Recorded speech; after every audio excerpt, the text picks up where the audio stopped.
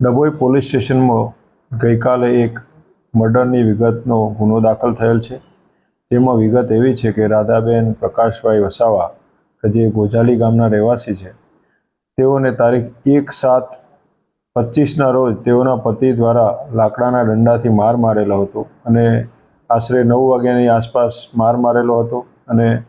તેઓ ગઈકાલે સવારે મરણ ગયેલ હોય તે અંગે ગુનો રજીસ્ટર કરેલ છે। આ રાધાબેનને ગામના જ એક અન્ય સાથે